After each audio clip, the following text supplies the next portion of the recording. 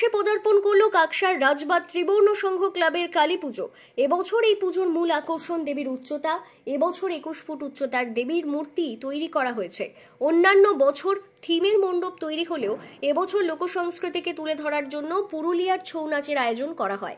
এছাড়াও নানান সংস্কৃতি অনুষ্ঠানের পাশাপাশি এলাকার মানুষকে আনন্দ দিতে আতশবাজির প্রদর্শনেও আয়োজন করা হয়েছে পুজো উদ্যোক্তাদের পক্ষ থেকে। রবিবার সন্ধ্যে ফিতে কেটে প্রদীপ প্রজ্বলন করে পুজোর সূচনা করেন বাঁকুড়া রামকৃষ্ণ মিশনের স্বামী স্তব প্রিয় নন্দজি মহারাজ, কাকসা পঞ্চায়েত সমিতির সদস্য দেবদাস বক্সি ও নবকুমার সামন্ত, ভারত পেট্রোলিয়াম ডিপুর ম্যানেজার সুনির্মল বর্মন, ক্লাবের সভাপতি চিন্ময় মণ্ডল সহ বিশিষ্ট অতিথিরা।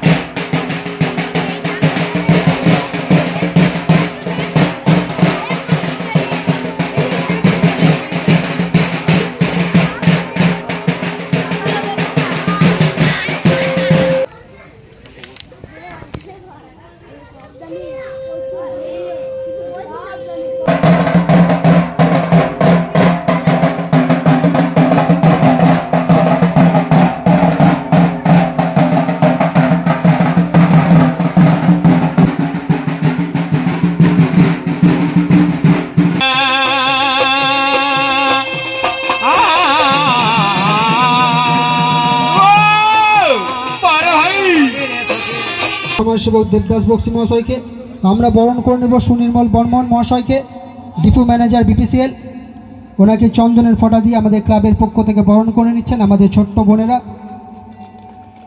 বরণ করে নেব আমাদের রমেন্দ্রনাথ মণ্ডল মহাশয়। ওকে বলবো করতালির মধ্য দিয়ে আমাদের ক্লাবের পক্ষ থেকে ওনাকে বরণ করে নেওয়ার জন্য। এরপর আমরা বরণ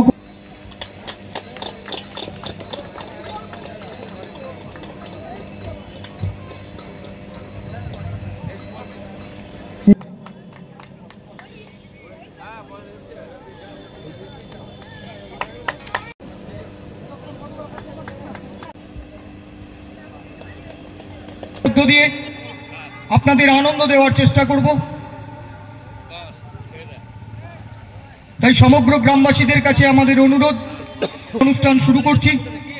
তাই এখনো পর্যন্ত যারা মঞ্চের সামনে এসে দেব পুরুলিয়ার আলোড়ন সৃষ্টিকারী ছৌ নৃত্য শিল্পীদের দ্বারা পরিবেশিত এক বিশাল পুরুলিয়ার ছৌ নৃত্য পুরুলিয়ার সামনে এসে উপস্থিত হননি। তাদের কাছে আমাদের অনুরোধ, অনুষ্ঠানটিকে সাফল্য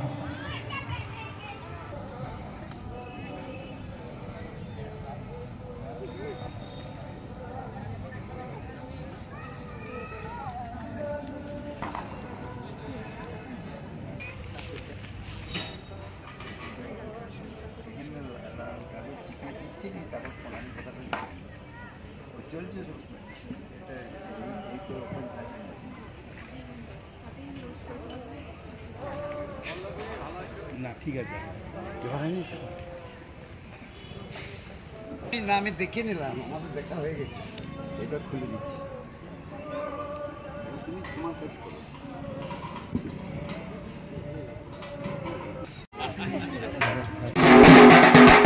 পঞ্চদশ বর্ষ পদার্পণ করলো। মানে বৈশিষ্ট্য কি আছে এই পুজোতে? যেটা আমরা এখানে করার চেষ্টা করি সেটা হচ্ছে যে আমরা বাংলার যে লোক সংস্কৃতি যেগুলো মানুষ ভুলতে চলেছিল, যেমন আজকে যে ছৌ নৃত্য, এই ছৌ নৃত্য বাংলার একটা মানে সাংস্কৃতিক খুবই এটা ভালো জায়গায় দখল করে আছে।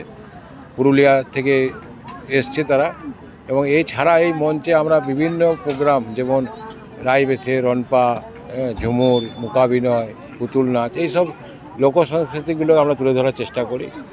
এবং এই এলাকার মানুষের মনোরঞ্জনের জন্য আমরা কিছু প্রোগ্রাম রাখি, যেগুলো জলসা বা আজকে আধুনিক যুগে যেটা আমাদের খুবই চলে পশ্চিম বাংলাতে, যেটা ব্যান্ড সংস্কৃতি, তারও একটা প্রোগ্রাম আছে। এবং আরও আছে আপনার যেটা আতশবাজি প্রদর্শন হয়, সেটা ওই প্রতিমা নিরঞ্জনের পরে। এই এলাকার মানুষের একটা মনোরঞ্জনের চেষ্টা আমরা করি। এছাড়া আমাদের এই সংগঠনের পক্ষ থেকে সারা বছরই বিভিন্ন সামাজিক কাজকর্ম করে থাকি। যেমন 30 জানুয়ারি রক্তদান শিবির হয়, আপনার 26শে জানুয়ারি আমরা এই এলাকার বাচ্চাদেরকে নিয়ে একটা স্পোর্টস করি এবং একটা 5 কিলোমিটার ম্যারাথন রান করি এবং এখন বর্তমানে একটা ফুটবল টুর্নামেন্ট রানিং চলছে আমাদের এই এলাকার ছেলেদেরকে নিয়ে। তো আমরা সারা বছরই এইভাবে সমাজের কাজ করার চেষ্টা করি। এবছর মূর্তি কত উচ্চতা? আমাদের মূর্তি প্রতি বছরই 21 ফুট হয়, মূর্তির হাইট 21 ফুট, আপনার টোটাল প্রায় 23-23.5 ফুট হয়ে যায়। এলাকা কি এই উচ্চতার জন্য কি আপনাদের জনপ্রিয়? হ্যাঁ, এইখানে একটা প্রচার আছে যে বড় কালী বলে, এই কালীর একটা মহিমা এটাই, বিভিন্ন দূর দূরান্ত থেকে আমাদের এখানে লোক আসে দেখতে এই কালীর হাইট বা কালীর বিভিন্ন রকম। এবছরে আমরা থিম করিনি, গত কয়েক বছর ধরে থিম হয়েছে, সেখানে প্রচুরভাবে দর্শকের সমাগম হয়েছিল। আপনার নাম? চিন্ময় মণ্ডল, ক্লাবের ত্রিবর্ণ সংঘ ক্লাবের সভাপতি।